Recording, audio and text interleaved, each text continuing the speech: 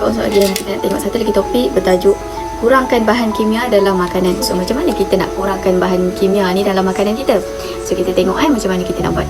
Okey, unless kalau kita boleh dapat kita boleh dapat makanan yang organik, kita boleh banyaklah, sebab kita tahulah kalau kita bahan organik ni dia tak menggunakan banyak bahan kimia kan, untuk glyphosate, racun ke baja ke, dia hanya ditanam secara organik, maksudnya tak ada bahan kimia lah. Okay, so kalau kita makan makanan yang ada bahan kimia ataupun bahan yang tak organik ni, sebenarnya kita masukkan ke dalam tubuh badan kita, sistem imun kita dengan bahan yang tak semula jadilah, yang berbahaya.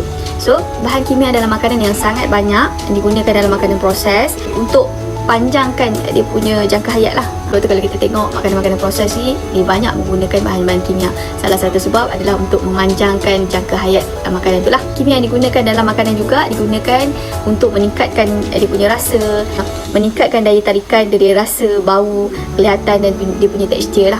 Sebab tu kalau kita tengok gandum tu dia buang sehingga jadi putih bersih tu sebab tekstur lah.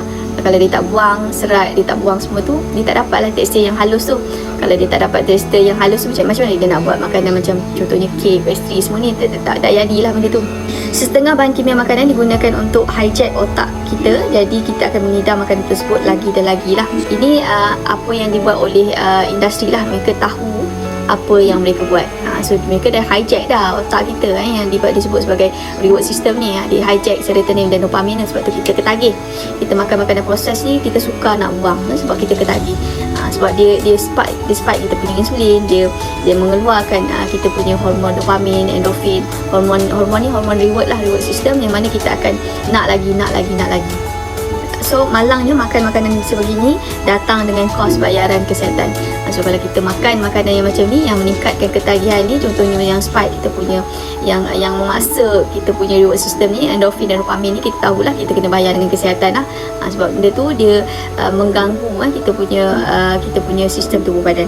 So bahan-bahan kimia dalam makanan ini boleh merosakkan kita punya sistem imun.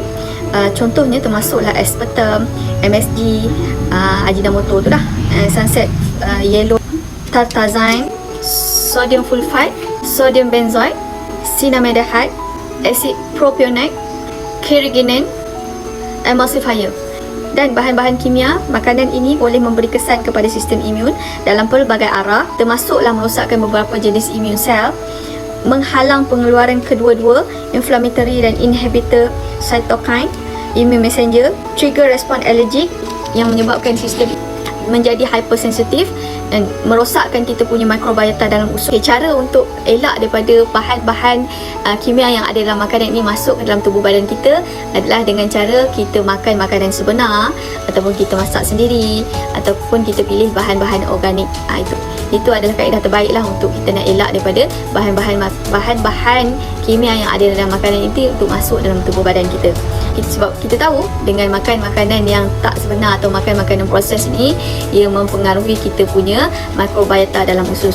So bila dia mempengaruhi mikrobiota dalam usus, apa yang terjadi? Jadilah masalah seperti SIBO ni, small intestinal bacterial overgrowth, yang mana bakteria kita dia berubah. So bila dia berubah, kita perlu ingat kita punya sistem imun kita terbentuk 85% di usus kita. Bila dia terganggu, kita punya sistem imun kita pun terganggu lah, dan pelbagai masalah kita akan dapat. Sebab kebanyakan kita punya hormon dikawal selia ataupun dikeluarkan dekat kita punya usus. Once usus kita terbalik ataupun mikrobiota kita terbalik, dia juga akan mempengaruhi kebanyakan kita punya hormon. Itu yang jadi macam-macam. So salah satunya dengan kita pilih makanan-makanan sebenar, kita masak sendiri. Okay?